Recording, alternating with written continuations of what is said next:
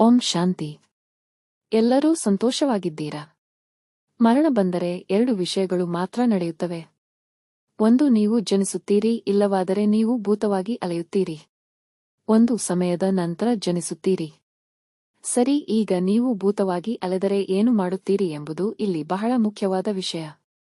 ಏಕೆಂದರೆ ನನಗೆ ದೇವರ ಮೇಲೆ ನಂಬಿಕೆ ಇಲ್ಲ, ಭೂತದ ಮೇಲೆ ನಂಬಿಕೆ ಇಲ್ಲ ಎಂದರೂ ನೀವು ಆತ್ಮ ತಾನೇ. ದೇಹವನ್ನು ಬಿಟ್ಟು ಆತ್ಮವು ದೊಡ್ಡದಾಗಿ ಹೋಗುತ್ತದೆ ತಾನೇ. ಆಗ ಆ ಆತ್ಮವು ಎಲ್ಲೋ ಒಂದು ಕಡೆ ಹೋಗಲೇಬೇಕು. ಅದಕ್ಕಾಗಿ ನೀವು ಯಾವುದೇ ರೀತಿಯ ಪೂರ್ವಸಿದ್ಧತೆಯನ್ನು ಹೊಂದಿಲ್ಲ ಎಂಬುದು ಮರಣ ಹೊಂದುವಾಗ ನಿಮಗೆ ಉಂಟಾಗುವ ದೊಡ್ಡ ಆಘಾತ.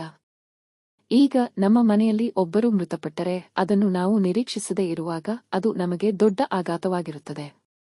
ಆದರೆ ಸಾಯುವವರೇ ನೀವಾಗಿದ್ದಾಗ ಇದೇ ರೀತಿ ಹಲವು ಕೋಟಿ ಪಟ್ಟು ಆಘಾತ ಇರುತ್ತದೆ. ಕಾರಣವೇನೆಂದರೆ ಇಲ್ಲಿಯವರೆಗೆ ನಿಮ್ಮದೆಂದು ತಿಳಿದಿದ್ದ ಎಲ್ಲದರಿಂದಲೂ ನೀವು ಮುಕ್ತರಾಗುತ್ತೀರಿ. ಇಷ್ಟಪಟ್ಟರೂ ಇಷ್ಟಪಡದಿದ್ದರೂ ಸಹ. ಹಾಗೆ ನೀವು ಭೂತವಾಗಿ ಅಲೆಯುತ್ತಿದ್ದೀರಿ ಎಂದುಕೊಳ್ಳಿ.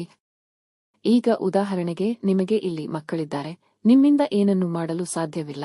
ನಿಮಗೆ ದೇಹ ಇರುವುದಿಲ್ಲ, ಏಕೆಂದರೆ ಎಲ್ಲ ಭೂತಗಳು ಇನ್ನೊಂದು ದೇಹದೊಳಗೆ ಪ್ರವೇಶಿಸುವುದಿಲ್ಲ. ಆದ್ದರಿಂದ ದೇಹವಿಲ್ಲದೆ ಇರುತ್ತವೆ. ಅನೇಕ ಭೂತಗಳು ಹಾಗೆ ಅಲೆದಾಡುತ್ತವೆ. ಹಾಗೆ ನೀವು ಇದ್ದೀರಿ ಎಂದುಕೊಳ್ಳಿ. ನಿಮ್ಮ ಜೀವನದುದ್ದಕ್ಕೂ ನೀವು ಒಬ್ಬ ವ್ಯಕ್ತಿಯನ್ನು ತೀವ್ರವಾಗಿ ದ್ವೇಷಿಸಿದ್ದೀರಿ ಎಂದುಕೊಳ್ಳಿ. ಈಗ ನೀವು ಭೂತವಾಗಿಯೂ ಅಲೆಯುತ್ತಿದ್ದೀರಿ ಮತ್ತು ಅವನು ಚೆನ್ನಾಗಿಯೇ ಇದ್ದಾನೆ. ಈಗ ನಿಮ್ಮಿಂದ ಅವನಿಗೆ ಏನನ್ನೂ ಮಾಡಲು ಸಾಧ್ಯವಿಲ್ಲ. ಆಗ ಏನು ಮಾಡುತ್ತೀರಿ? ಅವನು ನಾಶವಾಗಬೇಕು ಎಂಬ ಆ ಚಿಂತನೆಯೂ ಇದ್ದೇ ಇರುತ್ತದೆ. ಏಕೆಂದರೆ ನೀವು ದೇಹದಲ್ಲಿದ್ದಾಗ ಅದನ್ನೇ ಮಾಡುತ್ತಿದ್ದೀರಿ. ದೇಹದಿಂದ ಹೊರಗೆ ಬಂದರೂ ಮನಸ್ಸು ಮತ್ತು ಬುದ್ಧಿಯೂ ಆತ್ಮದಲ್ಲಿಯೇ ಇರುತ್ತದೆ. ಆ ಆತ್ಮವು ಹುಬ್ಬುಗಳ ಮಧ್ಯದಲ್ಲಿ ನಕ್ಷತ್ರದಂತೆ ಮಿನುಗುವುದರಿಂದಲೇ ಇಲ್ಲಿ ಇಡುವ ಪದ್ಧತಿ ಇದೆ. ಆ ಆತ್ಮವೇ ಅಂದರೆ ಜೀವವನ್ನೇ ಹಿಂದಿಯಲ್ಲಿ ಆತ್ಮ ಎನ್ನುತ್ತೇವೆ. ಆತ್ಮವೇ ಕಣ್ಣಿನ ಮೂಲಕ ನೋಡುತ್ತದೆ, ಬಾಯಿಯ ಮೂಲಕ ಮಾತನಾಡುತ್ತದೆ. ಎಲ್ಲ ಕಾರ್ಯಗಳನ್ನು ಈ ದೇಹದ ಮೂಲಕ ಮಾಡಿಸುವುದು ಆತ್ಮವೇ. ದೇಹ ಅಲ್ಲ. ಅದು ಹೊರಟು ಹೋದರೆ ದೇಹವು ಕೇವಲ ಜಡ. ಅದರಿಂದ ತನ್ನಷ್ಟಕ್ಕೆ ಏನನ್ನೂ ಮಾಡಲು ಸಾಧ್ಯವಿಲ್ಲ. ಹಾಗಾಗಿ ಆತ್ಮದಲ್ಲಿಯೇ ಮನಸ್ಸು ಮತ್ತು ಬುದ್ಧಿ ಇರುತ್ತದೆ. ಆತ್ಮವೇ ಯೋಚಿಸಿತು. ಈಗ ದೇಹವನ್ನು ಬಿಟ್ಟು ಹೊರಗೆ ಬಂದ ನಂತರವೂ ಅದು ಅದೇ ರೀತಿ ಯೋಚಿಸುತ್ತದೆ. ದೇಹದಲ್ಲಿರುವಾಗ ಯಾವುದನ್ನು ಯೋಚಿಸಿತೋ ಅದನ್ನೇ ಯೋಚಿಸುತ್ತದೆ. ದೇಹದಲ್ಲಿರುವಾಗ ಯಾರನ್ನೆಲ್ಲ ಅದು ಇಷ್ಟಪಟ್ಟಿತ್ತೋ ಅವರನ್ನೇ ಇಷ್ಟಪಡುತ್ತದೆ. ಯಾರನ್ನೆಲ್ಲ ಇಷ್ಟಪಡಲಿಲ್ಲವೋ ಅವರನ್ನೇ ಇಷ್ಟಪಡದೆ ಇರುತ್ತದೆ. ಈಗ ಒಬ್ಬ ವ್ಯಕ್ತಿಯನ್ನು ಯಾವುದೋ ಒಂದು ಕಾರಣಕ್ಕಾಗಿ ನಿಮಗೆ ಇಷ್ಟವಿಲ್ಲ ಎಂದಾಗ ಏನು ಮಾಡುತ್ತೀರಿ? ದೇಹದಲ್ಲಿದ್ದಾಗ ಅವನ ಬಗ್ಗೆ ಇನ್ನೊಬ್ಬರ ಮೂಲಕ ತಿಳಿದುಕೊಳ್ಳುತ್ತೀರಿ. ಅವನು ಹೀಗೆ ಮಾಡುತ್ತಾನೆ, ಹಾಗೆ ಮಾಡುತ್ತಾನೆ ಎಂದು ಕೇಳಿದಾಗ ಸಂತೋಷವಾಗುತ್ತಿತ್ತು. ಆದರೆ ಈಗ ಏನಾಯಿತೆಂದರೆ ನಿಮಗೆ ದೇಹವಿಲ್ಲ ತಾನೇ. ಆದರೆ ಇದರಲ್ಲಿ ಒಂದು ದೊಡ್ಡ ಪ್ರಯೋಜನವಿದೆ. ನೀವು ಬೇರೆಯವರಿಗೆ ಕರೆ ಮಾಡಿ ಕೇಳಬೇಕಾಗಿಲ್ಲ. ನೀವೇ ಅಲ್ಲಿ ಒಂದು ಕ್ಷಣ ನೆನೆಸಿದ ತಕ್ಷಣ ಅಲ್ಲಿಗೆ ಹೋಗಿಬಿಡುತ್ತೀರಿ. ಆಗ ಅವನ ಮುಂದೆಯೇ ಇದ್ದುಕೊಂಡು ಅವನು ಮಾಡುವುದೆಲ್ಲವನ್ನೂ ನೀವು ನೋಡಬಹುದು. ಆಗ ಅವನು ನಾಶವಾಗಬೇಕು, ಚೆನ್ನಾಗಿರಬಾರದು, ಹೀಗೆ ಹಾಗೆ ಎಂದು ಯೋಚಿಸಬಹುದು. ಇದೆಲ್ಲವೂ ನಿಜವಾಗಿಯೂ ನಡೆಯುತ್ತದೆ. ಆದರೆ ತಕ್ಷಣವೇ ನಡೆಯುವುದಿಲ್ಲ ಅಷ್ಟೇ. ಹಾಗೆ ನೀವು ಕೆಲವು ತಿಂಗಳುಗಳು ಅಥವಾ ಕೆಲವು ವರ್ಷಗಳು ಈ ರೀತಿ ಭೂತವಾಗಿಯೇ ಅಲೆಯುತ್ತಿದ್ದೀರಿ ಎಂದುಕೊಳ್ಳಿ. ಒಂದು ಸಮಯದಲ್ಲಿ ಅವನಿಗೆ ಅದು ನಡೆಯುವುದನ್ನು ನೀವು ನೋಡುತ್ತೀರಿ. ಆಶ್ಚರ್ಯವಾಗುತ್ತದೆ ಮತ್ತು ಸಂತೋಷಪಡುತ್ತೀರಿ. ವಾಹ್, ನಾವು ನೆನೆಸಿದಂತೆಯೇ ಅವನು ನಾಶವಾಗುತ್ತಿದ್ದಾನೆ ಎಂದು.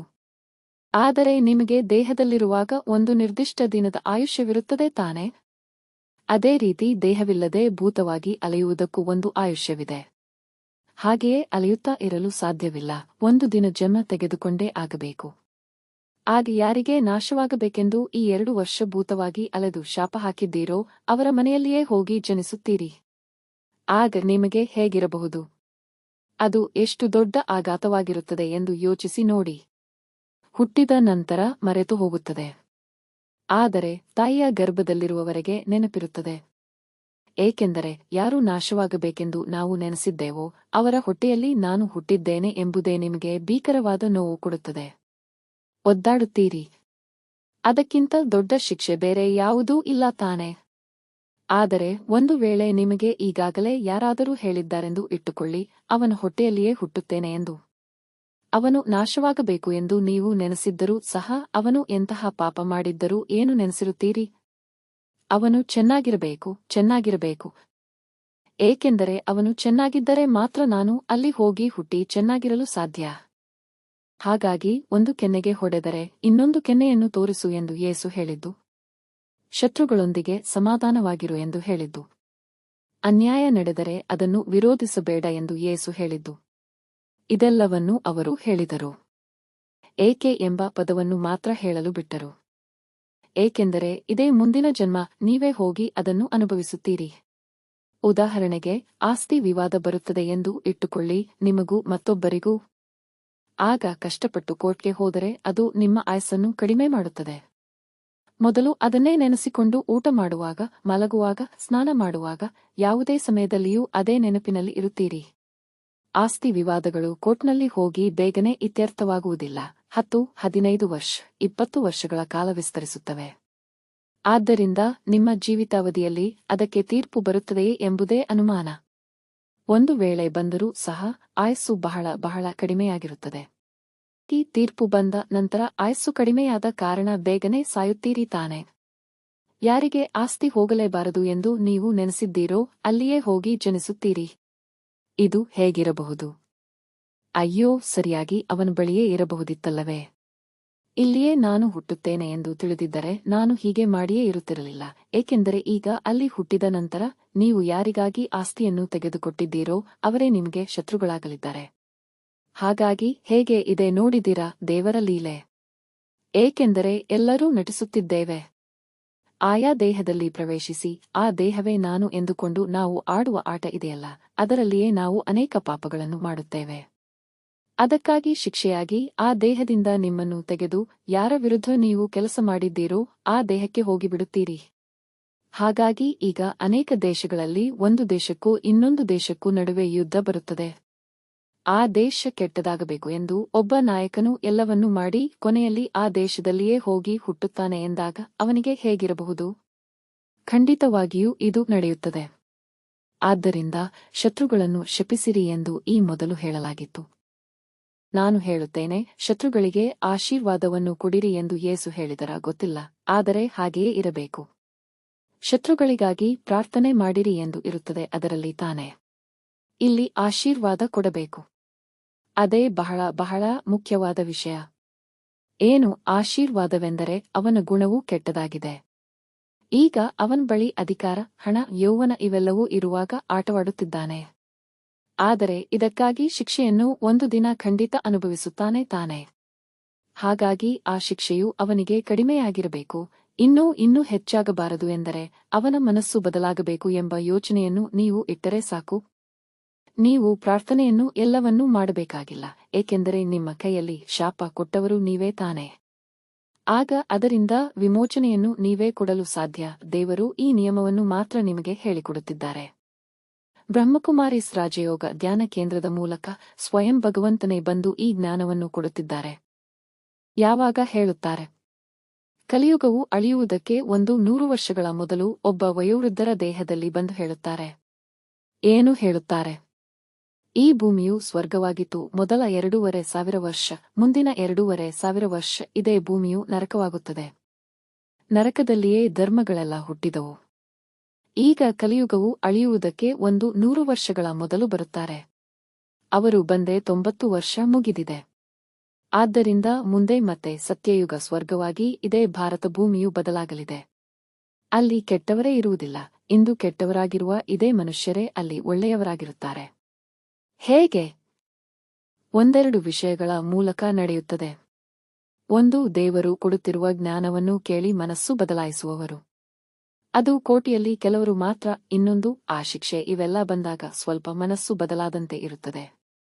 ಆದರೆ ತಕ್ಷಣವೇ ಬದಲಾಗುವುದಿಲ್ಲ. ಅದೇ ತಾನೇ ಬೈಬಲ್ ಮತ್ತು ಕುರಾನಿನ ಆ ಆರಂಭದ ಕತೆ. ಆ ರಾಜನು ಮನಸ್ಸು ಬದಲಾಯಿಸಿದಂತೆ ಇರುತ್ತಾನೆ, ಮತ್ತೆ ಮನಸ್ಸು ಕಠಿಣವಾಗುತ್ತದೆ. ಬದಲಾದಂತೆ ಇರುತ್ತಾನೆ, ಮತ್ತೆ ಕಠಿಣವಾಗುತ್ತದೆ.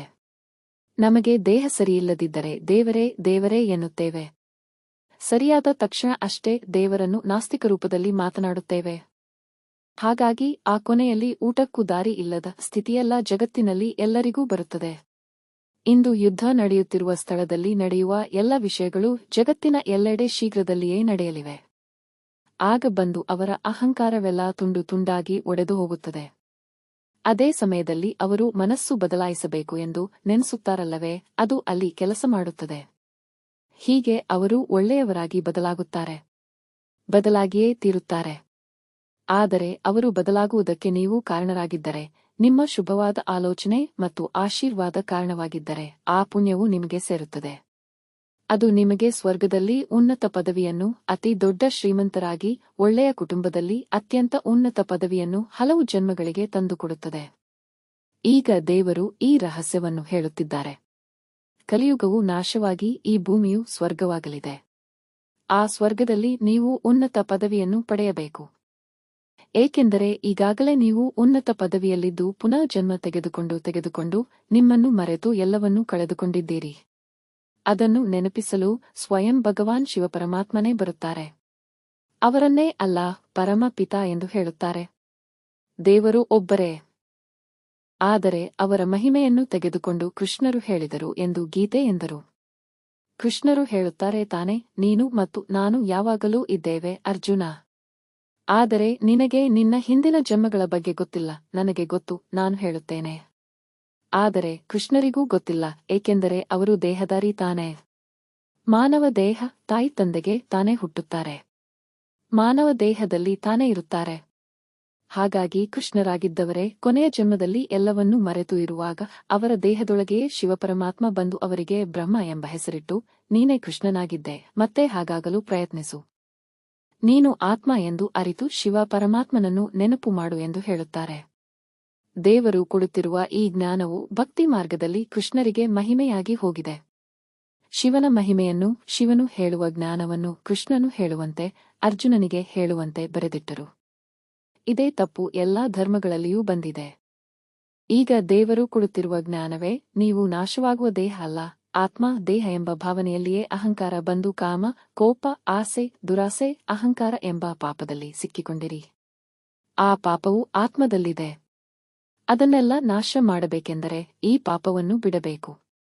ಅದಕ್ಕೆ ಕಾರಣವಾದ ದೇಹ ನಾನು ಎಂಬ ಭಾವನೆಯನ್ನು ಬಿಡಬೇಕು. ಅದಕ್ಕಾಗಿ ಆತ್ಮವೆಂದು ಅರಿತು ಆತ್ಮದ ತಂದೆ ಶಿವಪರಮಾತ್ಮನನ್ನು ಎಷ್ಟು ಸಾಧ್ಯವೋ ಅಷ್ಟು ನೆನಪು ಮಾಡಿಕೊಂಡೇ ಇರಿ ಎನ್ನುತ್ತಾರೆ. ಆತ್ಮ ಎಂದು ಅರಿತು ದೇಹದಲ್ಲಿರುವ ಆತ್ಮವಲ್ಲ, ದೇಹವೇ ಇಲ್ಲ, ಕೇವಲ ಆತ್ಮ ಎಂದು ನೆನೆಸಿಕೊಳ್ಳಿ. ಮೃತಪಟ್ಟರೆ ಮಾತ್ರ ಕೇವಲ ಆತ್ಮ ಇರುತ್ತದೆ ತಾನೇ. ಹಾಗೆ ಮೃತಪಟ್ಟಿರುವಂತೆಯೇ ನೆನೆಸಿಕೊಳ್ಳಿ ಎನ್ನುತ್ತಾರೆ. ಮರ್ಜೀವ ಜೀವನ ಎಂದು ದೇವರು ಹೇಳುತ್ತಾರೆ. ಅಂದರೆ ಜೀವಂತವಾಗಿಯೇ ಇರುತ್ತಾ ಮರಣ ಹೊಂದಿದ ಸ್ಥಿತಿಯಲ್ಲಿ ಬದುಕುವುದು. ಆಗ ಏನು ಮಾಡಲು ಸಾಧ್ಯ? ದೇಹವಿರುವುದಿಲ್ಲ, ಆಗ ಆಲೋಚನೆಗಳನ್ನು ಮಾತ್ರ ರೂಪಿಸಲು ಸಾಧ್ಯ. ನಾವು ಉದಾಹರಣೆ ಕೊಟ್ಟೆವು ತಾನೇ. ಭೂತವಾಗಿ ಅಲೆದರೆ ಅವನು ನಾಶವಾಗಬೇಕು ಎಂದು ನೆನೆಸಿದಿರಿ. ಅದರ ಫಲವನ್ನು ನೀವೇ ಅನುಭವಿಸಿದಿರಿ. ಈಗ ಎಲ್ಲರೂ ಚೆನ್ನಾಗಿರಬೇಕು, ನಿಮ್ಮ ಶತ್ರು ಸೇರಿದಂತೆ. ಶತ್ರುಗಳೆಲ್ಲ ಯಾರು? ನಿಮ್ಮ ಸಂಪರ್ಕಕ್ಕೆ ಬರುತ್ತಿದ್ದಾರೆ ಎಂದರೆ ಹಿಂದಿನ ಜನ್ಮಗಳಲ್ಲಿ ಅವರೆಲ್ಲ ನಿಮಗೆ ಹತ್ತಿರದ ಪ್ರೀತಿಯವರಾಗಿದ್ದವರೇ ತಾನೇ. ಪುನಃ ಜನ್ಮ ತೆಗೆದುಕೊಂಡು ವೇಷ ಬದಲಾಗುತ್ತಾ ಹೋದಂತೆ ವೇಷವೇ ಸತ್ಯ ಎಂದು ನಂಬಿ ತಪ್ಪಾದ ನಡತೆಯಲ್ಲಿ ಗುಲಾಮರಾದರು. ಅವರು ಬದಲಾಗಬೇಕು. ಏಕೆಂದರೆ ಈಗ ಇಡೀ ಕಲ್ಪವು ಮುಗಿದು ಮತ್ತೆ ಮುಂದಿನ ಕಲ್ಪವು ಬದಲಾಗಲಿದೆ. ಇದರಲ್ಲಿ ಏನೋ ಒಂದು ಆಶ್ಚರ್ಯ ಗೊತ್ತೇ? ಒಂದು ಕಲ್ಪದಲ್ಲಿ ಈ 5-6 ವರ್ಷಗಳನ್ನು ಒಂದು ಕಲ್ಪ ಎಂದೇ ತಿಳಿಯಬೇಕು. ಒಂದು ಕಲ್ಪದಲ್ಲಿ ಏನು ನಡೆಯಿತೋ ಅದೇ ಮತ್ತೆ ಮತ್ತೆ ನಡೆಯುತ್ತದೆ. ಆಗ ಇಂದು ನಿಮಗೆ ಅತ್ಯಂತ ದೊಡ್ಡ ಶತ್ರುವಾಗಿರುವವರು ಒಂದು ವೇಳೆ ಸ್ವರ್ಗಕ್ಕೆ ಬಂದರೆ ಸ್ವರ್ಗದಲ್ಲಿ ನಿಮಗೆ ಅತಿ ನಿಕಟವರ್ತಿಗಳಾಗಿದ್ದಿರಬಹುದು. ಆಗ ಅವರು ಬದಲಾಗುವುದೇ ನಿಮಗೆ ಕೆಲಸಗಾರರಾಗಿಯೇ ಇದ್ದಾರೆ ಎಂದುಕೊಳ್ಳಿ. ಆದರೂ ಅವರನ್ನು ಸ್ವರ್ಗಕ್ಕೆ ಕರೆದುಕೊಂಡು ಬಂದಿರುವುದು ನಿಮ್ಮ ಆಶೀರ್ವಾದಗಳೇ. ಈ ರಹಸ್ಯವು ರಾಮಾಯಣದಲ್ಲಿ ಅಡಗಿದೆ. ರಾಮನಿಗೆ ಪಾಡನ್ನು ಕೊಟ್ಟವನು ಯಾರು? ರಾವಣನೇ ತಾನೇ. ಆದರೆ ಕೊನೆಯಲ್ಲಿ ಸ್ವರ್ಗದಲ್ಲಿ ರಾವಣನು ಯಾರು? ರಾಮನ ಸೇವಕ. ಅಂದರೆ ರಾಮನು ವಿಷ್ಣುವಾಗುತ್ತಾನೆ, ವಿಷ್ಣುವಿನ ದ್ವಾರಪಾಲಕ. ಹೇಗೆ ಆಗುತ್ತಾನೆ? ಇವರು ಇಡುವ ಒಳ್ಳೆಯ ಆಲೋಚನೆ ಮತ್ತು ಆಶೀರ್ವಾದವು ಅವನನ್ನು ಅಲ್ಲಿಗೆ ಕರೆತರುತ್ತದೆ. ಏಕೆಂದರೆ ಸ್ವರ್ಗದಲ್ಲಿ ನಿಮಗೆ ಕೆಲಸಗಾರರು ಬೇಕು ತಾನೆ, ಪ್ರಜೆಗಳು ಬೇಕು ತಾನೆ. ಅಲ್ಲಿ ರಾಜ್ಯರಾಣಿ ಆಳ್ವಿಕೆ. ಪ್ರಜೆಗಳಿಲ್ಲದೆ ಹೇಗೆ ಆಳ್ವಿಕೆ ನಡೆಸುತ್ತೀರಿ? ಹಾಗಾಗಿ ಎಷ್ಟು ಜನರಿಗೆ ಹೀಗೆ ಆಶೀರ್ವಾದ ಕೊಟ್ಟು ನೀವು ಸ್ವರ್ಗಕ್ಕೆ ಕರೆದುಕೊಂಡು ಬರುತ್ತೀರೋ ಅಷ್ಟು ಜನರ ಮೇಲೆ ನೀವು ರಾಜ್ಯಭಾರ ಮಾಡುತ್ತೀರಿ. ಅದಕ್ಕಾಗಿಯೇ ನೀವು ರಾಮಾಯಣದಲ್ಲಿ ನೋಡಿದಿರಿ, ಸರಯೂ ನದಿಯಲ್ಲಿ ರಾಮರು ಮುಳುಗುತ್ತಾರೆ. ಮುಳುಗಿದ ತಕ್ಷಣ ಅವರು ಸ್ವರ್ಗಕ್ಕೆ ಹೋಗಲು ತಯಾರಾಗುತ್ತಾರೆ, ವಿಷ್ಣುವಾಗುತ್ತಾರೆ. ಆದರೆ ನಾನು ಮಾತ್ರ ಹೋಗಿ ಏನು ಮಾಡುವುದು, ನನ್ನ ಪ್ರಜೆಗಳೆಲ್ಲರೂ ಬರಬೇಕು ಎನ್ನುತ್ತಾರೆ. ಅಂದರೆ ಏನು ಅರ್ಥ? ಅಲ್ಲಿ ಮುಳುಗಿ ತಯಾರಾದರು ಎಂದರೆ ಏನು ಅರ್ಥ? ಸತ್ತರು. ಸತ್ತು ಕೇವಲ ಆತ್ಮದ ಭಾವನೆಯಲ್ಲಿ ಇರುವುದನ್ನೇ ಅಲ್ಲಿ ಮೃತಪಟ್ಟಂತೆ ತೋರಿಸುತ್ತಾರೆ. ಆಗ ಆತ್ಮದ ಭಾವನೆಯಿಂದ ಎಲ್ಲರೂ ಚೆನ್ನಾಗಿರಬೇಕು ಎಂಬ ಆ ಯೋಚನೆಯನ್ನು ಮಾತ್ರ ಇಡುವುದು ಖಂಡಿತವಾಗಿಯೂ ಕೆಲಸ ಮಾಡುತ್ತದೆ. ಮುಂದಿನ 5,000 ವರ್ಷಗಳಲ್ಲಿ ಈ ಜಗತ್ತಿನಲ್ಲಿರುವ ಎಲ್ಲರಿಗೂ ಬೇಕಾದ ಎಲ್ಲವನ್ನೂ ನೀವು ತುಂಬುತ್ತೀರಿ. ಅವರು ಚೆನ್ನಾಗಿರಬೇಕು ಎಂಬ ಒಂದು ಶುಭವಾದ ಆಲೋಚನೆಯ ಮೂಲಕ ಅವರು ದೇಹದ ಭಾವನೆಯನ್ನು ಮರೆತು ಆತ್ಮದ ಭಾವನೆಯಲ್ಲಿ ನೆಲೆಸಬೇಕು.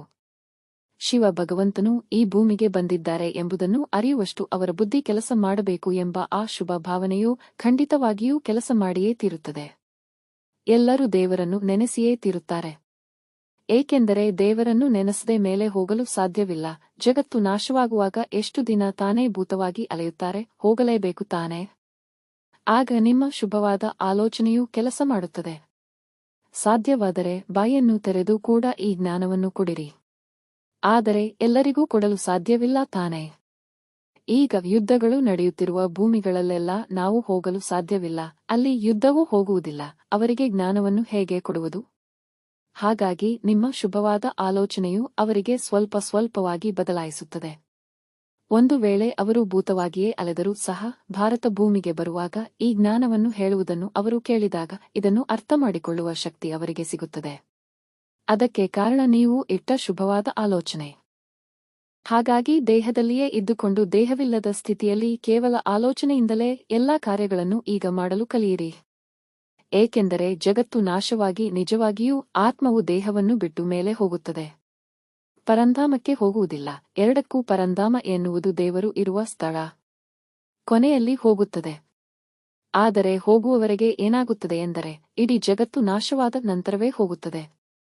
ಆದ್ದರಿಂದ ಅಲ್ಲಿಯವರೆಗೆ ಹೋಗುವುದಿಲ್ಲ. ಆಗ ಏನಾಗುತ್ತದೆ ಎಂದರೆ ಮಧ್ಯದಲ್ಲಿ ಸೂಕ್ಷ್ಮ ಲೋಕ ಎಂದು ಒಂದು ಇರುತ್ತದೆ. ಅಲ್ಲಿ ಪ್ರಕಾಶಮಯ ದೇಹದೊಂದಿಗೆ ಇರುತ್ತೇವೆ.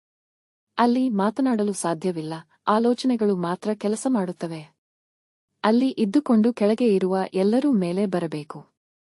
ಆ ದೇಹದ ಭಾವನೆ, ಆ ಲಗತ್ತು, ಇವುಗಳಿಂದೆಲ್ಲ ದೂರವಾಗಿ ಮೇಲೆ ಬರಬೇಕು ಎಂಬ ಯೋಚನೆ ಇಡುತ್ತೀರಿ.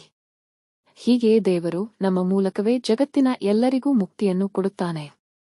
ಹಾಗಾಗಿ ಸೂಕ್ಷ್ಮ ವತನದಲ್ಲಿ ಇದ್ದುಕೊಂಡು ನೀವು ಈ ಶುಭ ಆಲೋಚನೆಯನ್ನು ಇಡುವುದನ್ನೇ ಕ್ರಿಶ್ಚಿಯನ್, ಮುಸ್ಲಿಂ ಧರ್ಮದಲ್ಲಿ ಮಲಕಗಳು, ಏಂಜಲ್ಗಳು ಎಂದೆಲ್ಲ ಹೇಳುತ್ತಾರೆ. ಹಾಗಾಗಿ ಈಗಿನಿಂದಲೇ ಅದಕ್ಕಾಗಿ ತರಬೇತಿ ಮಾಡುವಾಗ ದೇಹವನ್ನು ಬಿಟ್ಟು ಜೀವವು ಬೇರ್ಪಟ್ಟರೆ ನೀವು ಗಾಬರಿಯಾಗುವುದಿಲ್ಲ. ದೇಹದಲ್ಲಿರುವಾಗ ಯಾವ ತರಬೇತಿಯನ್ನು ಮಾಡುತ್ತೀರೋ ಅದನ್ನೇ ಮಾಡುತ್ತಾ ಇರುತ್ತೀರಿ. ಆ ತರಬೇತಿಯನ್ನು ಮಾಡಲು ನಿಮಗೆ ಆನಂದವಾಗುತ್ತದೆ. ಅದಕ್ಕಾಗಿ ಹೊರಗಿನ ಲೋಕದ ಆಕರ್ಷಣೆಯಿಂದೆಲ್ಲ ಬುದ್ಧಿಯನ್ನು ತೆಗೆಯಬೇಕು. ಟಿವಿ ನೋಡಿದರೆ ಸಿಗುವ ಆನಂದ, ಮನುಷ್ಯರೊಂದಿಗೆ ಮಾತನಾಡುವುದರಿಂದ ಸಿಗುವ ಆನಂದ, ಕಾಮದಿಂದ ಬರುವ ಆನಂದ ಇವೆಲ್ಲವನ್ನೂ ತ್ಯಾಗ ಮಾಡಿದಾಗಲೇ ದೇವರನ್ನು ನೆನೆಸಲು ಬುದ್ಧಿಯು ಇದರಿಂದ ದೂರವಾಗುತ್ತದೆ. ಒಂದು ಸಮಯದ ನಂತರ ಒಳಗಿನಿಂದಲೇ ಆನಂದ ಬರುತ್ತದೆ. ನಿಮಗೆ ನೀವೇ ತೃಪ್ತರಾಗಿ ಇರುತ್ತೀರಿ. ಆಗ ಆನಂದವನ್ನು ಹುಡುಕಿಕೊಂಡು ಹೊರಗೆ ಹೋಗಿ ಸಿಕ್ಕಿಹಾಕಿಕೊಳ್ಳುವುದಿಲ್ಲ. ಹಾಗೆ ಆನಂದವನ್ನು ಹೊರಗೆ ಹುಡುಕುತ್ತಿದ್ದೀರೆಂದರೆ ಸತ್ತರೆ ಭೂತವಾಗಿ ಇಲ್ಲಿಯೇ ಸುತ್ತಾಡುತ್ತೀರಿ, ಮೇಲೆ ಹೋಗಲು ಸಾಧ್ಯವಿಲ್ಲ. ಹಾಗಾಗಿ ಮೇಲೆ ಹೋಗಬೇಕೆಂದರೆ ಇಲ್ಲಿರುವ ಯಾವುದರ ಮೇಲೆಯೂ ನಿಮ್ಮ ಬುದ್ಧಿ ಇರಬಾರದು. ತಾಮ್ರದ ಬಣ್ಣದ ಪ್ರಕಾಶಮಾನ ಲೋಕದಲ್ಲಿ ನನ್ನ ತಂದೆ ಶಿವನು ಇದ್ದಾರೆ. ನಾನು ಆ ಸ್ಥಳಕ್ಕೆ ಸೇರಿದವನು. ನನ್ನ ಸಹೋದರ ಆತ್ಮಗಳನ್ನು ಕರೆದುಕೊಂಡು ಹೋಗಲು ನಾನು ಬಂದಿದ್ದೇನೆ. ಅದಕ್ಕಾಗಿ ಶಕ್ತಿಯನ್ನು ನಾನು ಪ್ರತಿಯೊಂದು ಆತ್ಮಕ್ಕೂ ಕೊಡುತ್ತೇನೆ, ದೇಹಕ್ಕಲ್ಲ. ಯಾರನ್ನು ನೋಡಿದರೂ ಆತ್ಮ ಎಂದು ನೋಡಿರಿ. ಹಾಗಾಗಿ ದೇಹ ಎಂದು ಮೋಸ ಹೋಗಿ ಅವರು ಕೆಲವು ನಟನೆ ಮಾಡುತ್ತಿದ್ದಾರೆ. ಆತ್ಮ ಎಂದು ಸ್ಪಷ್ಟವಾದರೆ ಅವರ ನಟನೆ ಬದಲಾಗುತ್ತದೆ. ಹಾಗೆ ಬದಲಾಗಬೇಕು ಎಂಬ ಶುಭ ಆಲೋಚನೆಯನ್ನು ಇಡುವುದೇ ನಮ್ಮ ಕೆಲಸ. ಓಂ ಶಾಂತಿ. ಧನ್ಯವಾದಗಳು ನೋಡಿದಕ್ಕಾಗಿ. ದೇವರು ಕೊಡುತ್ತಿರುವ ಜ್ಞಾನವು ಎಲ್ಲ ಬ್ರಹ್ಮಕುಮಾರೀಸ್ ರಾಜಯೋಗ ಧ್ಯಾನ ಕೇಂದ್ರಗಳಲ್ಲಿ ಸಂಪೂರ್ಣವಾಗಿ ಉಚಿತವಾಗಿ ಸಿಗುತ್ತದೆ. ವೆಬ್ಸೈಟ್ಗಳಲ್ಲಿ ಇದೆ. ಅದರ ಲಿಂಕ್ ಅನ್ನು ಈ ವಿಡಿಯೋದ ವಿವರಣೆಯಲ್ಲಿ ಕೊಡುತ್ತೇವೆ. ತಪ್ಪದೇ ನೋಡಿ ಲಾಭ ಪಡೆಯಿರಿ.